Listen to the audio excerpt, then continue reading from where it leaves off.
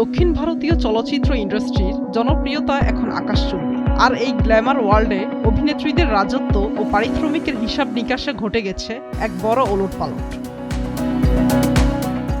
দক্ষিণী সিনেমার অন্যতম শীর্ষ ও প্রভাবশালী অভিনেত্রী আনুশকা শেঠির দীর্ঘ ১৭ বছরের একচ্ছত্র রেকর্ড ভেঙে নতুন ইতিহাস গড়েছেন জনপ্রিয় তারকা সামান্থা রুথ প্রভু।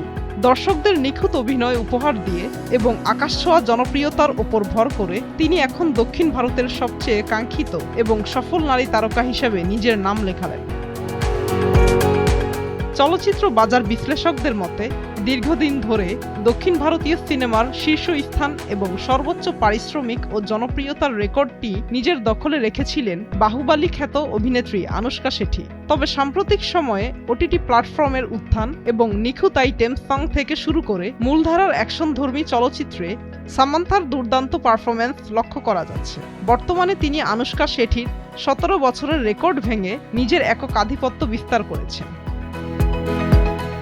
এই কৃতিত্ব শুধু সামান্থার ক্যারিয়ারেরই বড় অর্জন নয়, বরং এটি দক্ষিণী ইন্ডাস্ট্রিতে নারী কেন্দ্রিক চলচ্চিত্রে নতুন এক সম্ভাবনার দুয়ার খুলে দিল। এর নানা ঝড়ঝাপটা এবং শারীরিক অসুস্থতাকে জয় করে সামান্থার এই রাজকীয় প্রত্যাবর্তন কোটি ভক্তকে অনুপ্রাণিত করছে।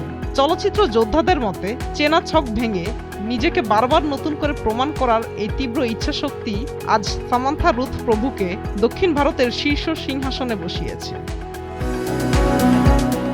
এদিকে চলচ্চিত্র বিশেষজ্ঞরা ধারণা করছেন সামান্থার এই রেকর্ড ভাঙা পারিশ্রমিক ও অবস্থান আগামী দিনে দক্ষিণী সিনেমার পুরো বাজেট বিন্যাসকেই বদলে দেবে। বড় বড় প্রযোজনা প্রতিষ্ঠানগুলো এখন শুধুমাত্র পুরুষ সুপারস্টারদের ওপর নির্ভর না করে সামান্থার মতো অভিনেত্রীদের ওপর কোটি কোটি টাকা বাজি ধরতে দ্বিধাবোধ করছে না।